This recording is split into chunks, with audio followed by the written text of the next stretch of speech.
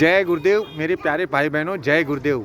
हम एक फिर आपसे एक ऐसी जीव आत्मा से रूबरू कराना चाह रहे हैं जो कि मालिक के बारे में आपको काफ़ी कुछ जानकारी ऐसी बताएंगे जो शायद आज तक हमने भी ये नहीं सुन पाए।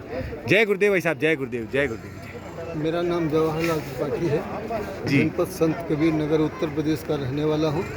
1975 से पहले मैं जय गुरुदेव नाम सुना करता था लोगों से और मेरा इधर कुछ झुकाव था। 1975 में जब देश के अंदर आपातकाल स्थिति लागू की गई तो हम सोचते थे कि अगर गांधी जी के समय में हम होते तो जो कुछ भी कार्यक्रम ऐसा है सरकार के विरुद्ध जो जनता के लिए अत्याचार है उसका हम विरोध करते हैं जी। लेकिन हमने देखा, हम लोगों में सर्विस में भी था और ये हिम्मत नहीं होती थी कि हम उसका विरोध कर सकें। कौन से डिपार्टमेंट में थे सर? मैं एग्रीकल्चर में था। जी सर, जी सर। और यह जो है नहीं हिम्मत होती थी कि हम विरोध कर सकें, लेकिन हमने छोटे छोटे लोगों को देखा कि वो जेल भरो आंदोलन कर रहे हैं, जेल में जा रहे हैं, तो हमने सोचा कि क्या मैं भी बाबा जी के पास चलूं, यह क्षमता मेरे अंदर भी आ सकती है। तो वही 77 में जब इमरजेंसी ख़त्म हुई, 23 मार्च मतलब नई सरकार आई, 23 मार्च 77 को स्वामी जी महाराज छोड़े गए, तो पहला दर्शन मुझको देवरिया जिले में हुआ। मैं वहीं पर स्वामी जी से आकर्षित हुआ और 23 मई 1977 को अयोध्या में पहला साकेत महायज्ञ गुरु महाराज करवाए, 22 मई से 28 मई 77 तक। और उसमें ये कहा था कि इसमें देवी देवताओं को खुश किया जाएगा और देवता अगर प्रसन्न हो गए तो जो है इतना चावल इतना गन्ना पैदा होगा कि कोई भूखा नहीं रहेगा। उनकी खुशहाली के लिए कार्यक्रम देश के अंदर स्वामी जी ने किया, उसको भी मैंने देखा। और अहमदाबाद में यज्ञ किया, उसको भी देखा। फिर बनारस में करोड़ों की उपस्थिति में यज्ञ किया।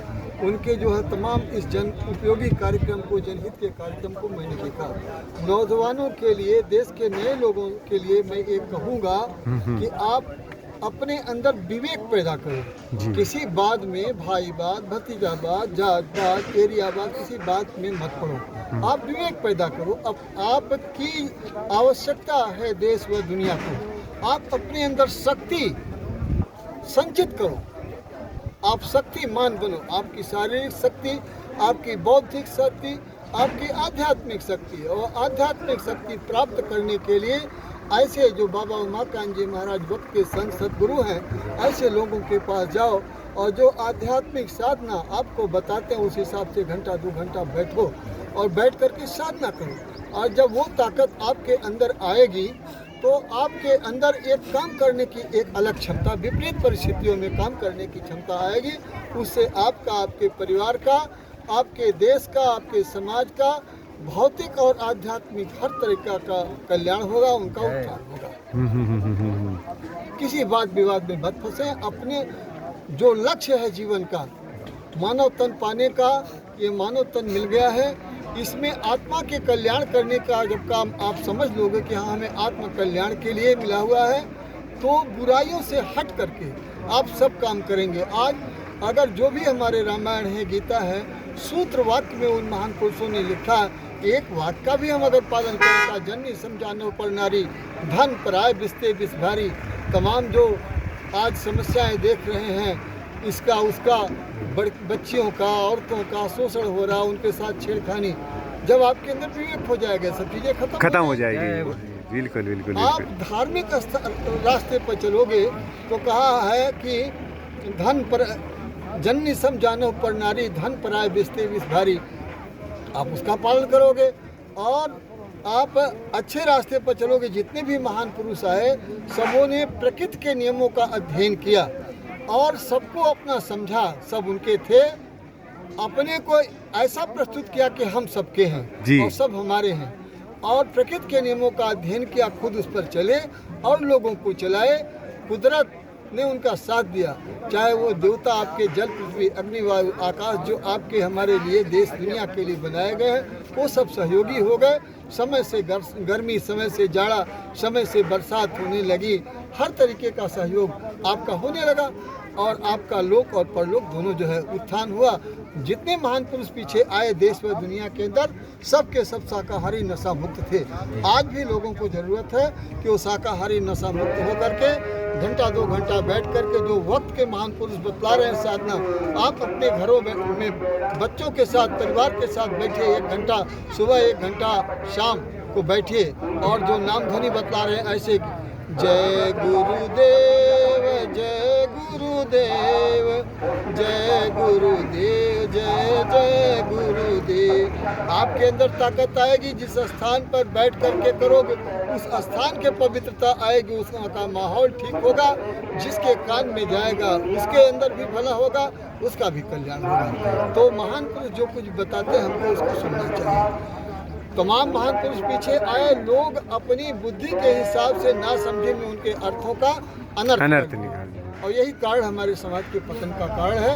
अगर उनकी बातों का जो उस क्षमता के महान पुरुष उनके पास जाएं और उनकी वाणियों का उनसे समझेंगे जब, तो जो है फिर हम जो है और हमारा समाज एक अच्छे रास्ते पर चलेगा। हमको किसी प्रकार की कमी नहीं। आज हम लोग यहाँ होली का पर्व मनाने आए हैं।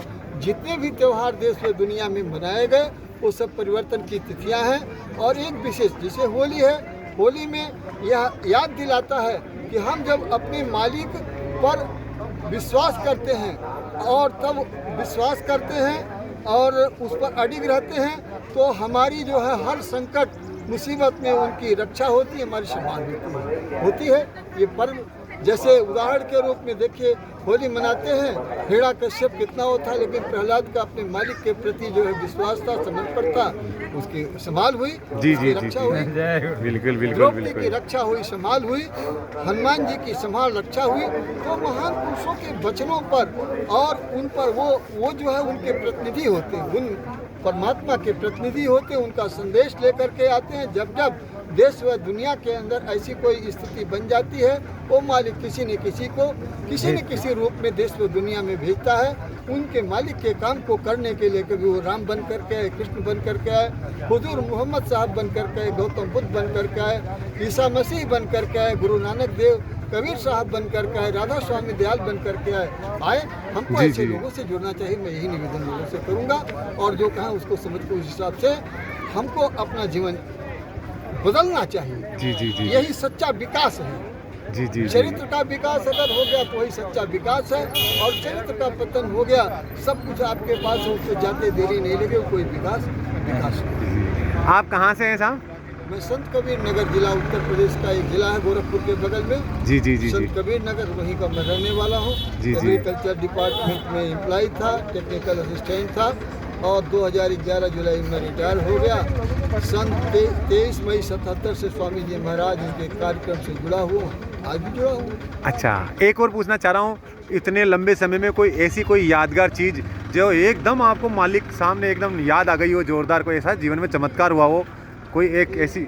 महात्मा जो है दया करते हैं जी, चमत्कार नहीं दिखलाते। दया और वही दया उनके चमत्कार के रूप में जी देखा कि अयोध्या में जो यज्ञ हो रहा था, बैरिकेटिंग लगी हुई थी, सरजू जी के अंदर के आगे नहीं जाएंगे। और 28 मई 77 को बालिकाएं जब कलश के विसर्जन के लिए जाती हैं, तमाम आगे तक चली जाती, पानी इतने से ऊपर नहीं हुआ, पानी ऊपर नहीं गया। फिर रोका गया कि नहीं, मर्यादा जो है। जी देखा हमने। जी ले जाकर के उन यज्ञों का, चाहे अहमदाबाद का, चाहे अयोध्या का, अपने खेतों में हम लोगों ने बालू भी बोया, इतना अनाज पैदा हुआ तो एक रिकॉर्ड बना। तो मुसीबत में कहीं ऐसी भी स्थितियां आ गई जहां निराश था, परिवार के लोग भी निराश थे, और अंदर गुरु महाराज को याद किया, हमको मदद मिली। जो मदद चाहते थे वो हर तरीके की मदद मिली। 11 अक्टूबर 2016 को मेरा एक्सीडेंट हो गया बाइक से। अच्छा। और ये उम्मीद नहीं थी कि बचूंगा। जी। घड़ी लोग देखते थे कि अभी जो है चले जाएंगे, लेकिन मुझको जब होश हुआ, मैं बेहोश था, होश में आया तो अंदर गुरु महाराज को याद करने लगा, कहा कि अब आप चाहे इधर रखो चाहे उधर रखो, आज आपके सामने। बहुत अच्छा लगा सर आपसे बात करके, और आपने समय दिया, आपने समय दिया, हम आपका बहुत बहुत धन्यवाद देना और चाहते ऐसे हैं। कार्यक्रम में आप लगे, इसके प्रचार प्रसार में आप लोग खुद धन्यवाद के पात्र हैं। ऐसे कार्यक्रम में लगे और लोगों को लगावें खुद जो है।